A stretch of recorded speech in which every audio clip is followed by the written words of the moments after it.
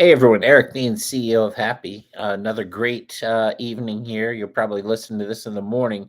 I wanted to talk today about an important topic when you're a CEO of a tech company, and that is making sure that you're not paying massive amounts of money for people to pretend to work that aren't actually working. And it's really easy to do in tech.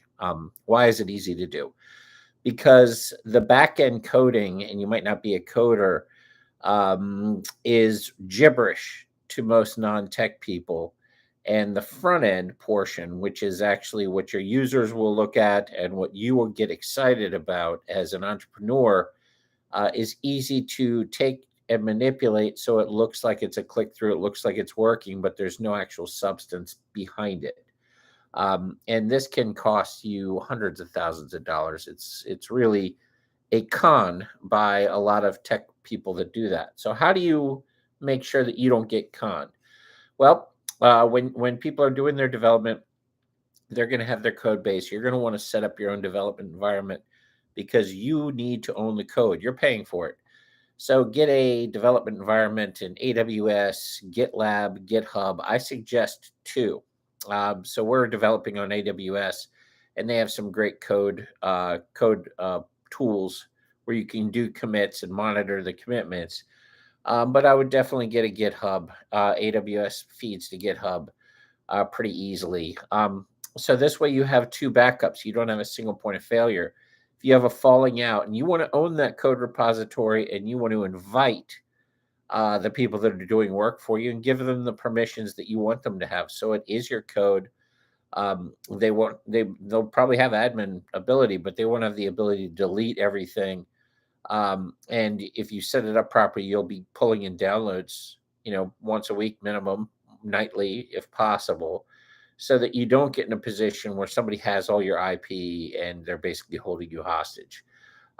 Second thing you want to do is make sure you go in and check it pretty often. So if you have a coding team, they should be doing a commitment daily, ideally, but once a week.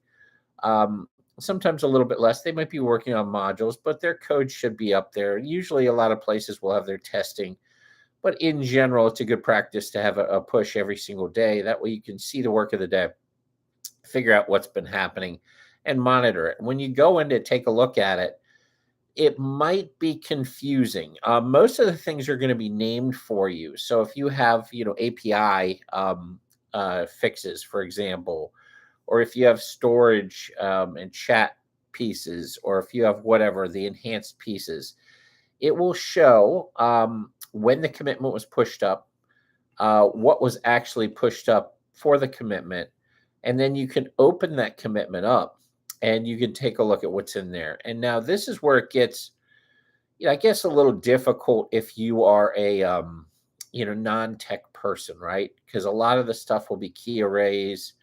You'll see different different things in there that probably won't make a ton of sense to you in general. And that can be a little daunting. However, if you pay attention to what you're actually reading, first of all, you'll be able to read the number of lines of code. Now, lines of code isn't an indication of quality of code at all. Anybody that you're using should be using test kits. They should have, and you should ask when you're going through what do you use for your testing? If you don't have a test kit, that's like a carpenter not having a saw, or drill, or handyman not having a hammer. It's just a thing that they should have, right? Then as you go through, there will be certain things you'll be able to figure out. A lot of these things will be message type, sender received. So delete user, etc., reply if of. Now, a lot of the logic in there may or may not make sense to you. So you're going to want to actually get some, you're going to want to get some actual working prototype at some point before you continue to dump money into something. Right now I'm looking at 1,374 lines of code. That's not a ton of lines of code, right? But that's only for one commitment. And it's, there's other aspects to it as well. So you can basically go in and at least get an idea of the organization, the files, right? The uploads, the config scripts, what you have that's been changed when. So if we have a JavaScript server, when the last change was for that. So I'm looking at some changes that were last week and some changes that were 2 weeks ago.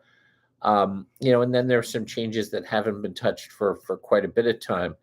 If you go into the actual commitments, okay, then you can start to see how often these commitments are taking place. On average, we're seeing about one commitment a month in this project. The initial commit 4 months ago, but that's when I actually set up the code commit.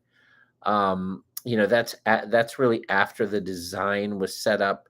So there's a lot of stuff in there that was already built in another section that was actually repushed and repositioned over. So 4 months ago is not the original commit. We've been working on this for a while. That's when I set this account up. We got our first commit. So this is important because you could get screwed over for hundreds of thousands of dollars if you don't get your stuff in order, and make sure that everything's being verified as you move through your technology and development process. I've had this happen to me before. I've actually gotten robbed by somebody I trusted very much, who worked for about 5 years pretending that he was doing work that he wasn't actually doing. Somebody I'd worked with for 15 years. So, what's the lesson here? Trust but verify. I don't care if you didn't like Ronald Reagan. That's one piece of advice that he did give. His quote that was spot on, to make sure that you don't end up in a position where you're fighting, and all your money is gone and you don't have a product to roll out. So, lesson today is trust but verify, and we'll be back tomorrow for more. Hope you guys have a wonderful evening.